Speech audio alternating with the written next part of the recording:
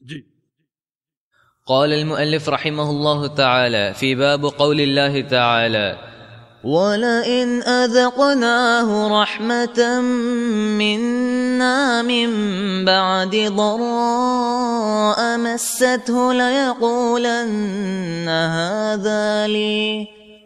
قال مجاهد هذا بعملي وأنا محقوق به. وقال ابن عباس يريد من عندي. وقوله قال إنما أوتيته على علم عندي.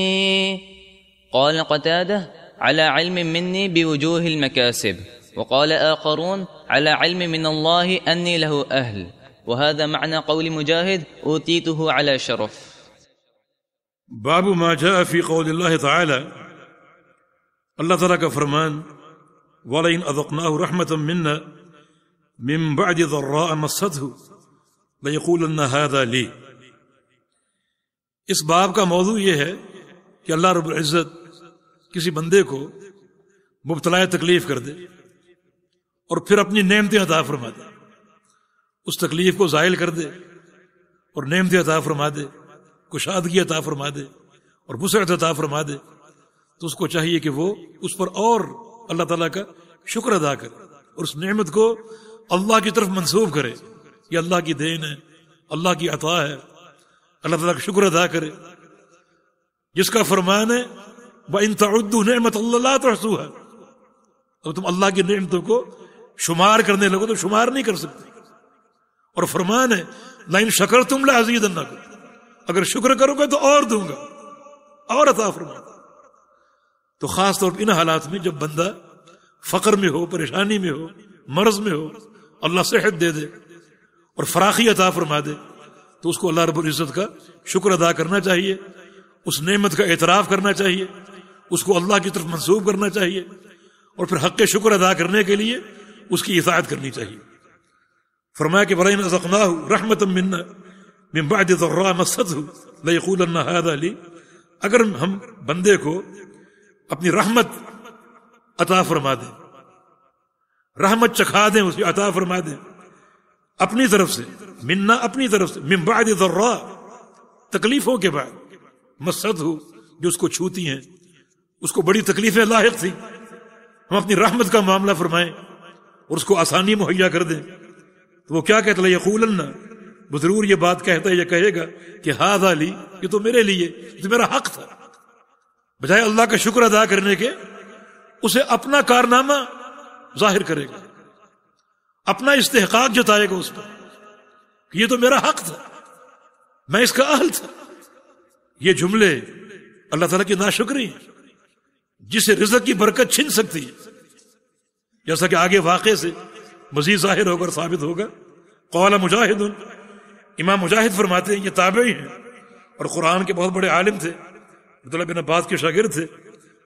وہ فرماتے ہیں کہ ھذا بعملی وانا محقوق بہ، کہ جب اس کو تکلیف کے بعد اللہ کی رحمت ملتی ہے تو وہ کہتا ہے کہ یہ میرا کارنامہ اور میں اس کا حقدار تھا، مجھے اس کا پورا استحقاق حاصل تھا. یہ اس طرح کے جملے کہتا ہے، بجائے نعمت کے اعتراف کے اور اللہ کا شکر ادا کرنے کے یہ باتیں کرتا ہے. وقال ابن عباس، ابن عباس فرماتے ہیں کہ اس کا معنی من عندی، کہ یہ میری طرف سے ہے اور میرے کارنامے کی وجہ سے ہے اور میری ذہانت کی وجہ سے ہے، اور جو نعمت مجھے حاصل ہوئی ہے یہ میرے اندر جو صلاحیت ہے اس کی بنا پر، تو اللہ کا شکر ادا نہیں کرتا. اس قسم کے جملے کہتا ہے.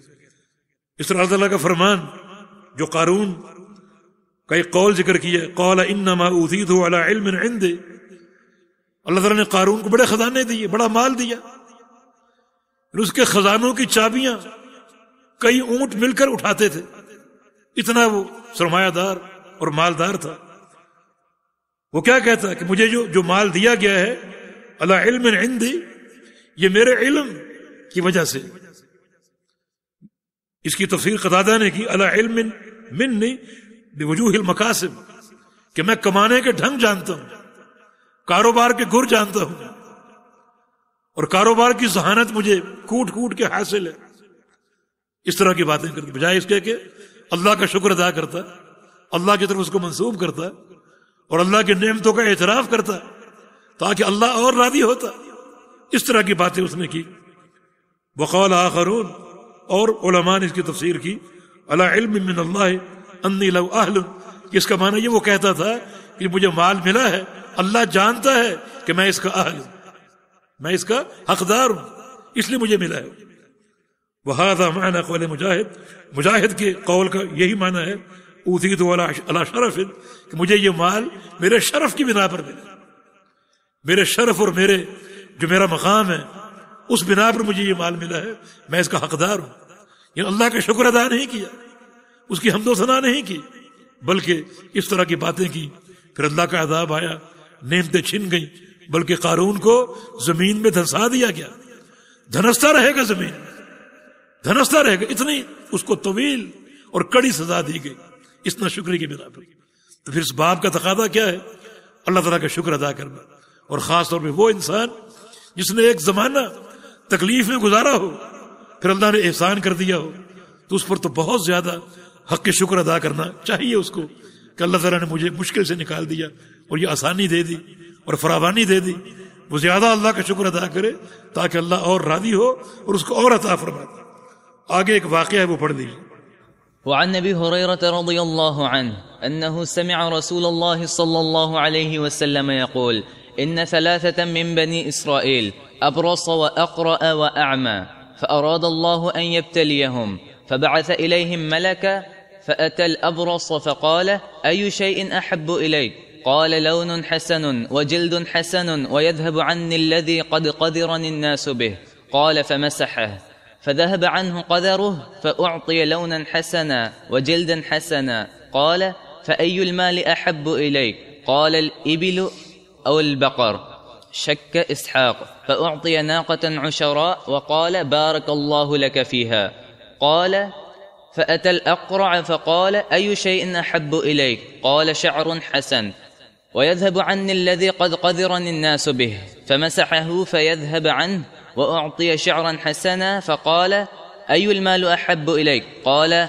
البقرة أو الإبل فأعطي بقرة حاملة قال بارك الله لك فيها فأتى الأعمى فقال أي شيء أحب إليه قال أن يرد الله إلي بصري فأبصر به الناس فمسحه فرد الله إليه بصره قال فأي المال أحب إليك قال الغنم فأعطي شاة والدا فأنتج هذان وولد هذا فكان لهذا واد من الإبل ولهذا واد من البقر ولهذا واد من الغنم قال ثم إنه أتى الأبرص في صورته وهيئته فقال رجل مسكين قد انقطعت بالحبال في سفري فلا بلاغ لي اليوم إلا بالله ثم بك أسألك بالذي أعطاك اللون الحسن والجلد الحسن والمال بعيرا أتبلغ به في سفري فقال الحقوق كثيرة فقال له كأني أعرفك ألم تكن أبرص يقذرك الناس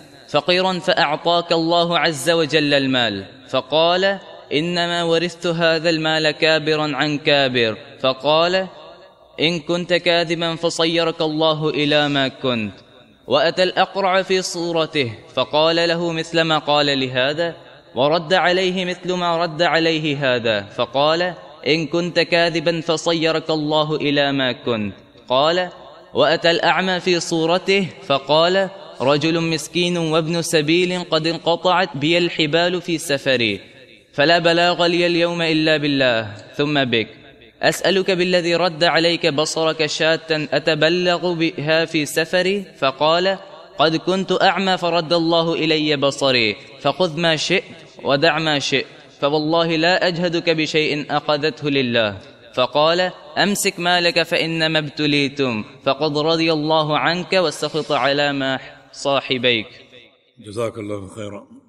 یہ واقعہ جناب ابو ہریرہ رضی اللہ عنہ کی روایت سے، اور یہ صحیحین میں بخاری مسلم میں ہے، فرماتے ہیں کہ رسول اللہ صلی اللہ علیہ وسلم نے یہ واقعہ بیان کیا ہے، یعنی سابقہ اقوام میں سے کسی قوم کا، بنو اسرائیل کا، جیسے کہ حدیث میں ہے ان ثلاثۃ من بنی اسرائیل، بنی اسرائیل کے 3 لوگ تھے، بنی اسرائیل کے 3 لوگ تھے، ابرص و اقرا و اعمی، یہ تین لوگ کون تھے؟ ایک ابرس، ایک اقرا اور ایک اعمى۔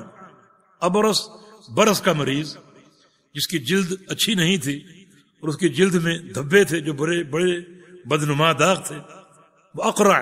اور دوسرا اقرع تھا جس کے سر پہ بال نہیں تھے، ایک ایسا مرض اس کو لاحق تھا کہ سر کے سارے بال اڑ چکے تھے اور اس کی شکل بڑی بدنما نظر آتی تھی۔ اور تیسرا اعمى، نابینا، اندھا۔ یہ تین افراد تھے بنی اسرائیل کے۔ فاراد اللہ ان یبتلیہم، اللہ تعالیٰ نے ان کو آزمانے کا فیصلہ کر لیا، ان کا امتحان لینے کا فیصلہ کر دیا۔ فبعث الیہم ملکا، تو اللہ تعالیٰ نے ان کی طرف ایک فرشتہ بھیجا۔ فاتى الابرس، ابرس کے پاس فرشتہ آیا جو برس کا مریض تھا، جس کے جسم پر بدنما دھبے تھے، اس کے پاس آیا۔ فقال ای شیء احب الیک، تجھے کیا چیز زیادہ پسند ہے، کیا چاہیے تجھے، کوئی دل کی خواہش ہے تو بتاؤ۔ اس نے کہا کہ لون حسن، میرا اچھا رنگ ہو جائے، وجلد حسن، اچھی چمڑی ہو جائے میری، یذهب عنی الذی قد قدرنی الناس به، اور لوگ جس بنا پر مجھ سے نفرت کرتے ہیں، جس مرض کی بنا پر، وہ مرض مجھ سے دور ہو جائے، مرض ختم ہو جائے، رنگ اچھا ہو جائے، چمڑی اچھی ہو جائے اور میں خوبصورت ہو جاؤں۔ قال فمسحه، اس نے اس کو چھوا، جسم پر ہاتھ پھیرا۔ فذهب عنه قاذوره، اس کے جسم کی ساری جو نفرت کے قابل چیزیں تھیں وہ سب ختم ہو گئیں، رنگت اچھی ہو گئی۔ فاعطی لونا حسنا، اچھا رنگ اس کو مل گیا۔ وجلدا حسنا، اچھی جلد اس کو مل گئی۔ پھر فرشتے نے پوچھا فأی المال احب الیک، تجھے سب سے زیادہ کون سا مال پسند ہے، تیرے پاس کیا ہونا چاہیے؟ قال الابل والبقر، اس نے کہا اونٹ یا گائے۔ شک کا اسحاق، اس حدیث کی سند کا ایک راوی اسحاق نامی، اس کو شک ہے کہ نبی علیہ السلام نے اونٹ کہا یا گائے کہا۔ فاعطی ناقۃ عشراء، تو اس کو ایک اونٹنی دے دی گئی، اس کا معنی اس نے اونٹنی مانگی، اس کو ایک اونٹنی دے دی گئی جو عشراء تھی۔ عشراء عشر سے جو 10 ماہ کی حمل سے تھی، 10 ماہ کی حمل سے تھی، تاکہ فوری اس کا بچہ پیدا ہو جائے اور نسل آگے بڑھے اور اس کو فائدہ ہو۔ فقال بارک اللہ لک فیہا، اور اس نے کہا فرشتے نے کہ اللہ تعالیٰ تیرے لیے اس مال میں برکت عطا فرمائے۔ تو اس کا مرض دور ہو گیا اور جو اس کو مال پسند تھا وہ اس کو مل گیا اونٹنی کی شکل میں۔ اس کا معنی یہ ابتلا جو تھی یہ مال دے کر تھی۔ اللہ تعالیٰ کی ابتلا اور امتحان کے طریقے ہوتے ہیں، کسی کو آزماتا ہے تکلیفیں دے کر اور کسی کو آزماتا ہے مال دے کر، اور بعض اوقات مال کا فتنہ زیادہ خطرناک ہوتا ہے۔ امام اہل سنہ امام احمد بن حنبل پر فتنہ آیا، ابتلا آئی، اللہ کی آزمائش آئی، جب خلق قرآن کا مسئلہ اٹھا تو امام احمد بن حنبل ڈٹ گیا اس کے خلاف، ان کو پکڑا گیا، قید کیا گیا، کوڑے مارے گئے اور بڑی اذیت دی گئی۔ ان کے مناقب میں یہ بات لکھی ہوئی ہے، ان کا بیٹا صالح ان سے پوچھتا ہے کہ ایک وقت میں کتنے کوڑے آپ کو مارتے تھے؟ اور کوڑے مارنے کا انداز یہ تھا کہ 10 جلاد کھڑے ہوتے تھے اور ایک جلاد تازہ دم پوری قوت سے کوڑا مارتا اور پھر وہ ہٹ جاتا، پھر دوسرا آتا، 10 فارغ ہو جاتے، پھر وہ پہلا آ جاتا۔ بڑی اذیت دی گئی۔ پوچھا گیا ایک وقت میں کتنے کوڑے مارتے تھے؟ فرمایا کبھی میں نے گنے نہیں، ایک بار گننا شروع کیا 36 کوڑے گنے، پھر میں بے ہوش ہو گیا۔ اتنی اذیت دی گئی، اتنی اذیت دی گئی، یعنی 3 حکمران ان کو سزائیں دیتے دیتے گزر گئے۔ صبر کا مظاہرہ کیا۔ جو تیسرا حکمران تھا اس نے ایک دفعہ خود وہ جیل میں آ گیا اور کہا کہ یا احمد انی علیک شفیق، احمد مجھے آپ سے محبت ہے جیسے اپنے بیٹے سے محبت ہے، واللہ تم میری بات مان لو تو میں تمہیں خلعت فاخرہ دوں گا، جاگیریں دوں گا، مال دوں گا، سونے سے بھر دوں گا، جو چاہو گے دوں، مال کی پیشکش کر دی۔ امام احمد نے اللہ تعالیٰ سے دعا کی کہ یا اللہ مجھے استقامت دینا، ھذا شد من الاول، یہ مال کا فتنہ جو ہے اور مال کی آزمائش جو ہے یہ پہلے امتحان سے سخت ہے۔ کوڑے آسان ہے اور جیل آسان ہے، یا اللہ یہ مال کا فتنہ زیادہ سخت ہے، مجھے استقامت دینا، ثابت قدمی عطا فرمانا۔ تو اللہ تعالیٰ کی ابتلا کے طرق ہوتے ہیں. تو بعض اوقات مال کا فتنہ زیادہ جان لیوا ثابت ہوتا ہے. ان لوگوں کا امتحان بھی مال اور صحت کے ساتھ تھا. چنانچہ یہ جو برس کا مریض تھا اسے صحت بھی دے دی, جلد بھی اچھی ہو گئی, اور اس کو ایک اونٹنی 10 ماہ کی حاملہ وہ بھی دے دی, اور برکت کی دعا کر کے فرشتہ آگے چلا گیا. فات الاقرع, اب اس شخص کے پاس آئے جس کے سر پہ بال نہیں تھے. فقال ای شیء احب الیک, تیری کیا خواہش ہے, کیا تجھے پسند ہے؟ قال شعر حسن, اس نے کہا اچھے بال مجھے مل جائیں. یذهب عنی الذی قد قدر الناس به, اور لوگ جس بنا مجھ سے نفرت کرتے ہیں وہ مرض مجھ سے چلا جائے, بیماری وہ دور ہو جائے, تو مجھے سر کے بال چاہیے. فمسحہ, اس نے سر پہ ہاتھ پھیرا. فذهب عنہ, جو اس کا گنج پونا تھا وہ دور ہو گیا, ختم ہو گیا. وہ اعطی شعر حسن, اور بڑے خوبصورت بال اس کو دے دیے گئے. فقال, پھر پوچھا ای المال احب الیک, تو یہ کون سا مال پسند ہے؟ قال البقر ام الابل, اس نے کہا گائے یا اونٹ. جہاں بھی راوی کو شک ہے کہ اس نے کیا کہا. فاعطی بقرۃ حاملہ, اسے بھی ایک حاملہ گائے دے دی گئی, جس کا معنی اس نے گائے کی خواہش کی, حاملہ گائے دے دی. فقال بارک اللہ لک فیہا, اور کہا کہ اللہ تعالیٰ تجھے اس میں برکت دے دے. برکت کی دعا کر کے فرشتہ آگے بڑھا. فأتى الأعمى, نابینے کے پاس آیا. فقال, اور کہا ای شیء احب الیک, کہ آپ کو کیا چاہیے, آپ کی کیا خواہش, کیا پسند ہے آپ کی, کہ اللہ تعالیٰ مجھے میری بینائی دے دے. فابصر بہ الناس, جس سے میں دنیا کو دیکھ سکوں اور لوگوں کا مشاہدہ کر سکوں. فمسحہ, آنکھ پہ ہاتھ پھیرا. فرد اللہ الیہ بصرہ, اللہ تعالیٰ نے اسے بینائی عطا فرما دی اور اس کی بینائی بحال کر دی. اگر عزیمت کا راستہ دیکھا جائے تو جو انسان نابینا ہو جائے وہ اسی پر صبر اور قناعت کر لے, اسی پر صبر اور قناعت کر لے, یہ اس کے لیے زیادہ بہتری اور خیر کا باعث ہوگا. رسول اللہ صلی اللہ علیہ وسلم کی حدیث ہے, اللہ فرماتا ہے کہ اذا صلبت من عبدی حبیبتیہ, جب میں اپنے بندوں کی 2 پیاری چیز کو چھین لوں, اپنے بندے کی 2 پیاری چیزوں کو چھین لوں. اشارہ آنکھوں کی طرف ہے, اشارہ آنکھوں کی طرف ہے. فرمایا کہ اس کا عوض میرے پاس جنت کے سوا کچھ نہیں, جنت کے سوا کچھ نہیں. اس لیے سماحت الشیخ ابن باز رحمہ اللہ, ان کا ڈاکٹروں نے معائنہ کیا تھا اور کہا کہ آپریشن سے آپ کی بینائی بحال ہو سکتی. فرمایا کہ نہیں, میں اسی پر قانع ہوں جو اللہ نے مجھے یہ تکلیف دے دی, مجھے اس کی آپریشن کی حاجت نہیں ہے. اس اپنے نابینا پن کو ترجیح دی اور اپنے اس مرض کو ترجیح دی. تو اس شخص نے کہا کہ مجھے میری بینائی مل جائے. چھوا اور اللہ نے بینائی بحال کر دی. اور پوچھا کہ فأی المال احب الیک, تمہیں کون سا مال پسند ہے؟ کہا کہ بکریاں. فأعطی شاة والدہ, تو اس کو ایک بکری دے دی جو حمل سے تھی اور بچہ جننے والی تھی. فانتج ہذان, ان دونوں نے بھی, یعنی اونٹنی اور گائے نے بھی بچے جنے. وولد ہذا, اور بکری نے بھی بچہ جنا, اور پھر آگے آگے نسل میں اضافہ ہوتا گیا. فکان لہذا واد من الابل, حتیٰ کہ وہ جو پہلا شخص تھا اس کی پوری ایک وادی اونٹوں سے بھر گئی. اتنا اللہ نے برکت دی کہ پوری وادی اونٹوں سے بھر گئی. وادی کسے کہتے ہیں؟ 2 پہاڑوں کے بیچ میں جو خالی جگہ ہوتی وہ وادی کہلاتی ہے. اس کا فاصلہ زیادہ بھی ہو سکتا ہے اور کم بھی ہو سکتا ہے. یعنی وادی جو بڑی وسیع ہوتی ہے, یعنی وادی بھر کے اس کو مال مل گیا, اس کو اونٹ مل گئے. وَلِهَذَا وَادٍ مِنَ الْبَقَرِ, دوسرے کو وادی بھر کے گائے مل گئی. وَلِهَذَا وَادٍ مِنَ الْغَنَمِ, اور تیسرے جو نابینا تھا اس کو وادی بھر کے بکریاں مل گئی. اب تینوں خوش. قَالَ ثُمَّ إِنَّهُ أَتَى الْأَبْرَصَ, اب اصل آزمائش شروع ہوئی. فرشتہ ایک عرصے بعد دوبارہ پہنچ گیا. پہلے ابرص کے پاس آیا جو برس کا مریض تھا.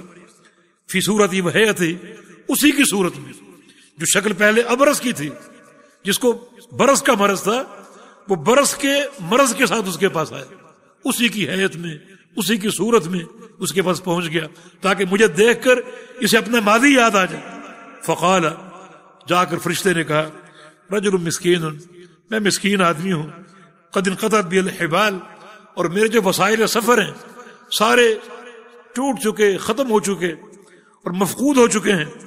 فلا بلاغ لی اليوم الا باللہ ثم بک، اب میرا اپنے شہر تک پہنچنا اور اپنے گھر تک پہنچنا ممکن نہیں ہے الا باللہ، مگر اللہ کی توفیق سے، ثم بک، پھر تیری مدد سے. یہ ثم کے ساتھ وہ ما شاء اللہ ثم ما شئت جو پہلے ہم نے پڑھا، یعنی یہ قول فرشتے کا اسی عقیدے پر قائم ہے. یہ نہیں کہا کہ اللہ اور تیرے ذریعے، اللہ اور پھر تیرے ذریعے، تاکہ تراخی اور تاخیر پیدا ہو جائے کہ اصل اللہ تعالیٰ ہے جس کی عطا سے حاصل ہوتا ہے، اور اس کے بعد اللہ تعالیٰ کسی کو سبب بناتا ہے. اللہ ہی سبب بنانے والا ہے. چنانچہ اللہ تعالیٰ اور پھر تیرے ذریعے تیری مدد سے میرا پہنچنا ممکن ہے. اسألوک بالذی اعطاک اللہ الحسن، تجھ سے میں سوال کرتا ہوں اس ذات کے واسطے سے جس نے تجھے اچھی رنگت عطا فرمائی، والجلد الحسن، اور خوبصورت جلد عطا فرمائی، والمال، اور یہ مال عطا فرمایا. کیا سوال کرتا ہوں؟ بعیرن، مجھے ایک اونٹ دے دے، اتبلغ بہ فی سفری، اپنے سفر میں اس پر سوار ہو کر اپنی منزل تک پہنچ جاؤں اور اپنے گھر تک پہنچ جاؤں.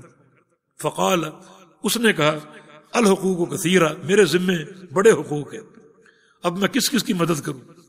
بڑے حقوق میرے ذمے ہیں، کس کس کو دیکھوں کہ میں نے ٹھیکہ لے رکھا ہے. فقال له کأنی اعرفک، فرشتے نے کہا شاید میں آپ کو جانتا ہوں. الم تکن ابرس، کیا تم برس کے مریض نہیں تھے؟ یقدرک الناس، اور لوگ آپ سے نفرت کرتے تھے اور آپ فقیر تھے. فاعطاک اللہ ھذا المال، اللہ نے تجھے یہ مال دیا، میں تمہیں پہچان رہا ہوں، تم وہی برس کے مریض ہو. اس نے کہا انما ورثت ھذا المال کابرا عن کابر، یہ مال تو مجھے اپنے باپ دادوں سے ملا ہے، یہ مال تو مجھے اپنے باپ دادوں سے ملا ہے. فقال، فرشتے نے کہا ان کنت کاذبا فصیرک اللہ الی ما کنت، اگر تم جھوٹ بول رہے ہو تو اللہ تعالیٰ تمہیں تمہاری پہلی حالت پر لے آئے، اسی مرض کے ساتھ، اسی فقر کے ساتھ. قال ابعث الاقرع فی صورتہ، پھر وہ فرشتہ اس اقرع کے پاس آیا جس کے سر پہ بال نہیں تھے، اسی کی شکل میں، یعنی ایک گنجا بن کر. فقال له مثل ما قال لهذا، اس سے بھی وہی باتیں کی جو اس پہلے شخص سے کی تھی. ورد علیہ مثل ما رد علیہ هذا، اس شخص نے بھی وہی جواب دیا جو پہلے شخص نے دیا تھا. فقال، فرشتے نے کہا ان کنت کاذبا فصیرک اللہ الی ما کنت، اگر تم جھوٹ بول رہے ہو تو اللہ تعالیٰ تمہیں اسی حالت پر لے آئے جس پر تم پہلے تھے. اللہ تعالیٰ تمہیں اسی طرح یعنی گنج پنے کا مرض دے دے اور فقیر کر دے. قال ابعث الاعمى، پھر فرشتہ نابینا کا پیسہ آیا جو نابینا تھا، فی صورت ہی نابینا بن کر آیا اور اس سے وہی باتیں کی. اور وہ رجل مسکین، کہا میں مسکین آدمی ہوں، مسافر ہوں.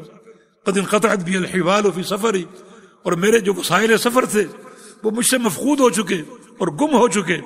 فلا بلاغ لی اليوم الا باللہ ثم بک، میرا اپنے گھر تک پہنچنا ممکن نہیں مگر اللہ کی مدد سے، پھر تیری مدد سے. اسألک بالذی رد علیک بصرک، تجھے اس ذات کا واسطہ جس نے تیری آنکھیں تجھے لوٹا دی، تیری بینائی بحال کر دی، اس کا واسطہ دے کر کہتا ہوں کہ مجھے ایک بکری دے دو، اتبلغ بہا فی سفری، جس کے ذریعے میں اپنے سفر کو جاری رکھ سکوں اور اپنی منزل تک پہنچ سکوں. فقال، تو اس شخص نے کہا نابینا جو تھا، ہاں واقعی قد کنت اعمی، بات درست ہے، واقعی میں نابینا تھا.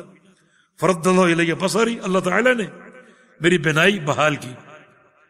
فخذ ما شئت، یہ میرا مال سامنے موجود ہے، اس میں سے جو چاہو لے لو. ودع ما شئت، جو چاہو چھوڑ دو، جو چاہو لے جاؤ، چاہے سب لے جاؤ، جتنا لینا چاہو لے لو، جو چھوڑنا چاہو چھوڑ دو.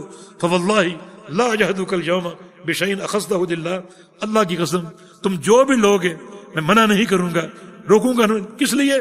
للہ، اللہ کی رضا کے لیے. وہ پہچان گا کہ اللہ کی نعمتیں، اللہ کی عطا اور اللہ کا شکر کا طریقہ یہ ہے کہ اس مال سے غریبوں کی مدد کروں، مستحقین کی مدد کروں. فقال، فرشتے نے کہا امسک مالک، اپنا مال اپنے پاس ہی رکھو. فإنما ابتلیتم، حقیقت یہ ہے کہ تم آزمائے گئے تھے، تم بھی اور تمہارے ساتھی بھی. فقد رضی اللہ عنک، اللہ تعالیٰ تجھ سے راضی ہو چکا. وسخط علی صاحبیک، اور تیرے دونوں جو دوست ہیں ان سے اللہ ناراض ہو گیا ہے، تجھ سے راضی ہو گیا. اس نے کیا کیا؟ ایک حق شکر ادا کیا، اللہ کی نعمت کا اعتراف کیا. اور اس شخص کی مدد کے لیے تیار ہو گیا. یہ بھی حق شکر کا ایک طریقہ ہے، غریبوں کی مدد کرنا. تو یقین اللہ تعالیٰ اس مال میں برکتیں عطا فرماتا ہے. لیکن اگر کوئی شخص انکار کرے اور پھر اس طرح کی باتیں کرے جو شکر کی منافی ہیں، تو پھر اللہ رب العزت ناراض ہوتا ہے، نعمتیں چھین لیتا ہے. تو بندے کے فائدے کی بات ہے دنیا میں نعمتوں کی بحالی اور اللہ کی رضا اور قیامت کی کامیابی اس عظیم عقیدے پر قائم ہے کہ اللہ کی نعمتوں پر اللہ کا شکر ادا کیا جائے، اس کی نعمتوں کا اعتراف کیا جائے، اور جو توحید کا اہم ترین شعبہ ہے حق شکر وہ ادا کیا جائے، بار بار ادا کیا جائے. ایک چھوٹا سا واقعہ یاد آ کہ معاذ بن جبل رضی اللہ عنہ انہیں رسول اللہ صلی اللہ علیہ وسلم نے ایک علاقے میں زکوٰۃ کا عامل بنا کر بھیجا کہ اس علاقے کی زکوٰۃ اکٹھی کر کے لاؤ. معاذ چلے گئے اور وہاں کی زکوٰۃ وصول کی. انہیں بتایا گیا کچھ فاصلے پر ایک گاؤں ہے، وہاں بھی ایک شخص ہے مسلمان ہے، اس کے پاس مال ہے، وہاں بھی چلے جاؤ، کچھ ہو سکتا ہے وہاں سے کچھ مل جائے.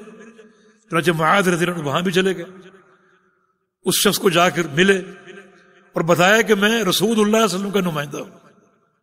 انما انا رسول اللہ، میں اللہ کے رسول کا قاصد ہوں اور عامل ہوں زکوٰۃ کا، زکوٰۃ لینا ہے. اس نے کہا مرحبا برسول اللہ، اللہ کے رسول کے قاصد کو خوش آمدید. اور کہا کہ یہ سارا میرا مال ہے، گن لو اور حساب کر لو، جو زکوٰۃ بنتی وہ نکال لو. معاذ بن جبل اس کے مال میں داخل ہوئے، گنا شمار کیا تو قاعدے کے مطابق جو زکوٰۃ بنتی تھی وہ تھی بنت مخاض. بنت مخاض 1 سال کی اونٹنی، 1 سال کی اونٹنی، یعنی اس اونٹنی کی بیٹی جو حاملہ ہو وہ 1 سال کی ہوتی. 1 سال کی اونٹنی تھی. معاذ بن جبل اس کو نکال لائے کہ یہ تمہارا زکوٰۃ کا حق ہے، یہ وصول کروں گا.